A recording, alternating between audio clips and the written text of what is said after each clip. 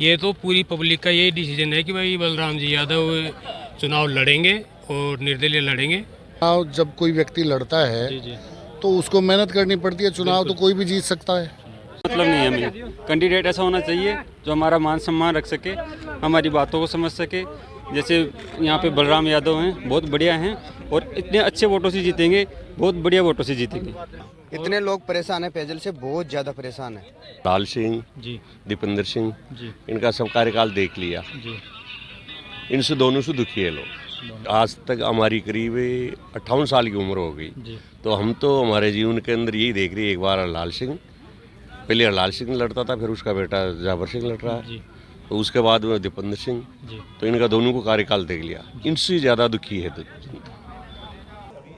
इन पार्टियों को जरूरत पड़ी तब हमारा बखूबी इस्तेमाल किया। नमस्कार, मैं राम वर्मा आप सभी का स्वागत करता हूं हमारे यूट्यूब चैनल सच 89 न्यूज़ में। आज अजीतगढ़ में बलराम यादव ने सभा का आयोजन किया। सभा में बहुत से लोग शामिल हुए और सभा को संबोधित करते हुए बलराम यादव जी ने पेयजल, शिक्षा, स्वास्थ्य, भयमुक्त क्षेत्र बनाने की बात की।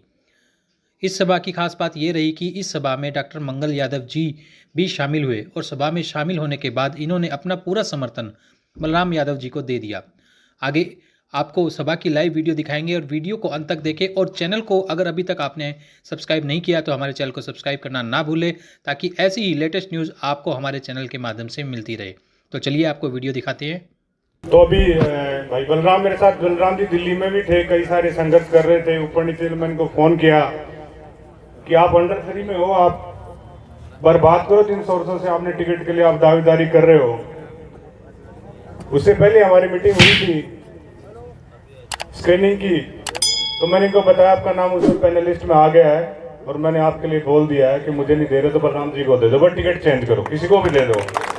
मैंने बलराम जी को पहले बता दी थी बात। इन्होंने भी खूब संघर्ष किया, बट किसी कारणवश उधर टिकट कटती थी कि तो भागे के नहीं। पहले तो उन्होंने मना कर दिया कि मैं नहीं लड़ूंगा चुनाव, जबकि परिवार की टिकट जारी है। तो कहें अब तो मेरे को दे दो, मैं तो एक बार और लड़ लेता हूँ। ये बहुत दुर्भाग्यपूर्ण है। पहले वो ऐसे ही करते हैं हमेशा से कि पहले मुझे दे दो, मेरे बेटे को दे दो, इस दोनों को देकर फिर मेरे को वापस दे दो। उनकी कोई बात की वैल्यू नहीं है। इतने सालों तक 1980 से उनको टिकट दी जा रही है। जब बात आती है टिकट कटने की तो मेरे को दे दो, कहिए कोई भी काम है श्रीमाधोपुर सब मेरी फर्म को दे दो, ये टेंडर मेरे बेटे को दे दो, सब कुछ उनको दे दो। आज मैं आप सबसे एक निवेदन करने आया हूं कि आप सब लोग, मोदी लोग यहाँ पे बैठे हो, अपना अमूल्य समय आपने दिया है। जिस भी कैंडिडेट को यहाँ पे बैठे हैं आप सब समर्थन दोगे और सबको एक खुद उम्मीदवार मान के मैदान में उतरोगे, तो मैं कहता हूं जीत कोई बड़ी बात नहीं है। हमारे पिछली बार नगर पालिका चेयरमैन का चुनाव हुआ था, तो हमारे कुमावतों का लड़का था, मेरा मित्र भी था। कुछ नहीं, वो समर्थन करेगा तो जीतेगा, वो समर्थन करेगा तो जीत पाएगा नहीं। यहाँ तो उनके बिना तो कोई जीत ही नहीं सकता। डायरेक्ट वोटिंग हुई, पूरा श्रीमाधोपुर नगर पालिका क्षेत्र उसके साथ लगा और वो चुनाव जीत के आया। हमें पहले नेगेटिव नहीं सोचना किसी के लिए कि जीतेगा हारेगा, जीत हार आगे की बात हो, परमात्मा के हाथ में है। हम सब लोगों को ईमानदारी से मेहनत करके, जिस हमारे समाज के 36 कौम के नेता यहाँ बैठे हैं, सबको एक राय करके ये जिसका नाम प्रस्तावित करेंगे, उसके लिए आप सबको ईमानदारी के साथ बूथ वाइज मेहनत करनी है। सबको प्रत्याशी समझना है कि मैं ही चुनाव लड़ रहा हूं। आज यहाँ पे आप सब कार्यकर्ता बैठे हो, सबको एक एक बूथ पे जाके लोगों को कन्विंस करना है कि हमने जिस प्रत्याशी को उतारे वो हम खुद चुनाव लड़ रहे हैं, प्रत्याशी नहीं लड़ रहा है। आप सबने इतना बहुमूल्य समय दिया है, मैं आप सबको साधुवाद देता हूं और परमपिता परमेश्वर से मैं कामना करता हूं कि आप जो मोटिव यहाँ पे लेके आए हो वो सब आपका पूरा हो। मेरे से पूर्व वक्ताओं ने बहुत बातें आपको बता दी हैं, तो मैं आप सबसे अनुरोध करूंगा कि आप सब लोग एक प्रण लेके यहाँ से जाएं और उसका रिजल्ट 3 तारीख को बहुत जल्दी आएगा। इतनी बात करके मैं अपनी वाणी को विराम देता हूं। धन्यवाद। राम राम। सम्मानित आसपास से पधारे पिता तुल्य बुजुर्ग और सबसे प्यारे मेरे नौजवान साथी, बहुत कम समय में, मात्र 12 घंटे में आप तमाम लोग यहाँ पधारे। आपका दिल की गहराई से बहुत बहुत धन्यवाद। श्री माधोपुर की राजनीति पिछले 50-60 सालों से किस प्रकार करवट लेती रही है, या ये कहूँ उस करवट का नाम सिर्फ एक ही था, इस बात तू अगली बात मैं। ये मुझे बताने की जरूरत नहीं है, आप सबको पता है, लेकिन सिर्फ मैं आपको याद दिलाना चाहता हूं, कुछ तथ्यों पे जाना चाहता हूं।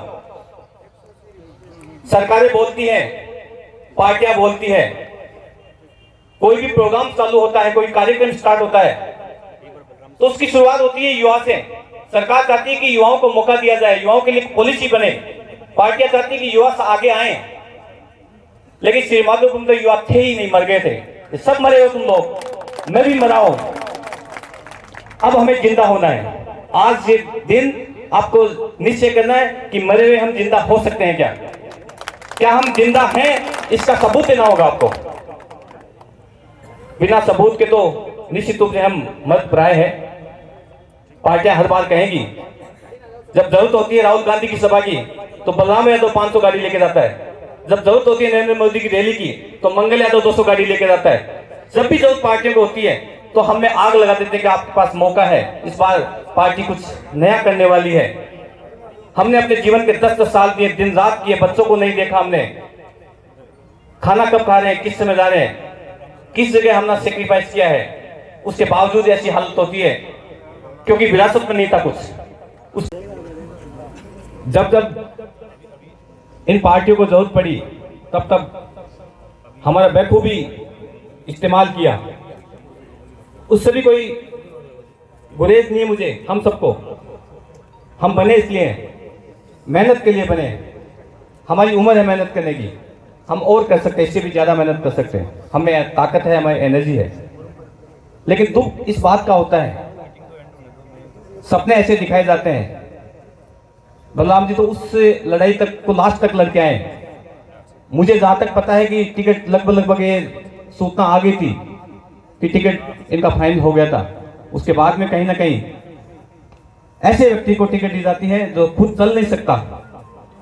उसको मुझे लगता है 25 दिन आने वाले जो 23 दिन है वो पूरे दिन चल पाएगा या नहीं चल पाएगा, मुझे नहीं पता इस बात का।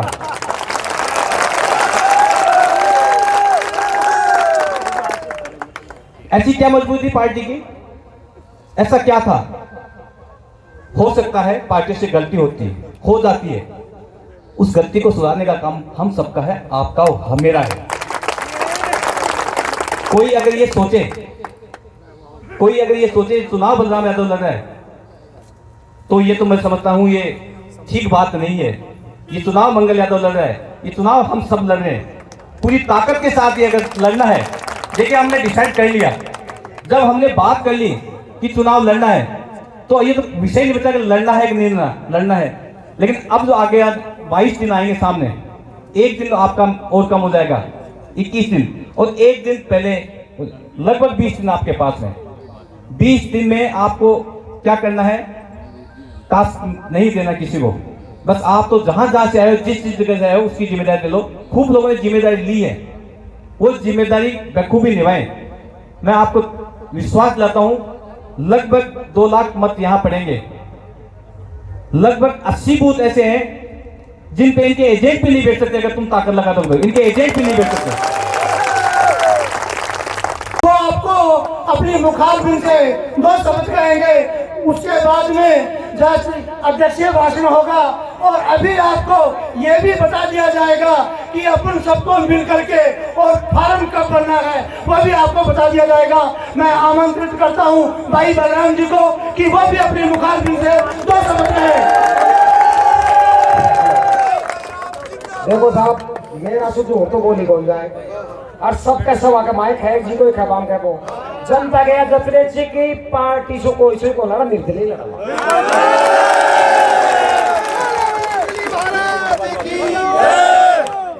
आज के अध्यक्षता कर रहे अध्यक्ष महोदय, सम्मानित मंच, मेरे पिता तुल्य बड़े बुजुर्ग एवं मेरे नौजवान साथियों, जो आज मेरे को आप बीड़ा संभला रहे हो इस श्री माधोपुर विधानसभा का कि आपको प्रत्याशी बनना है और चुनाव लड़ना है, तो एक पूरी श्री माधोपुर की जनता ही बलराम रहेगी, मैं बलराम नहीं रहूँगा।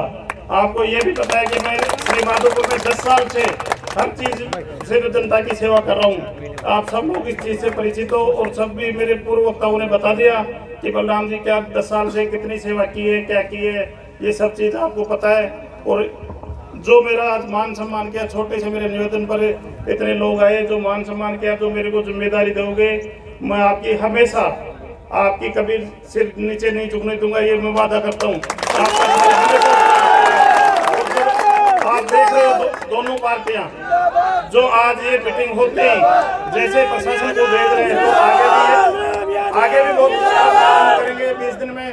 तो इसके लिए मेरा यही निवेदन है कि किसी से लड़ाई झगड़ा नहीं करना है, किसी प्रशासन से कुछ नहीं करना है, और भी कई लड़ाई झगड़े होंगे। इसके लिए मैं आपको यही निवेदन करता हूं कि कोई 2 गाली भी दे तो अपने को सुन के आना है। उसके बाद में जैसे अपन जो सुनेंगे, जो एक बार बाद में देखेंगे ये चीज़ें कि कौन गाली दे रहा है, कौन क्या कर रहा है। तो इसके लिए मैं आपको सबको निवेदन करता हूँ। राम राम साहब।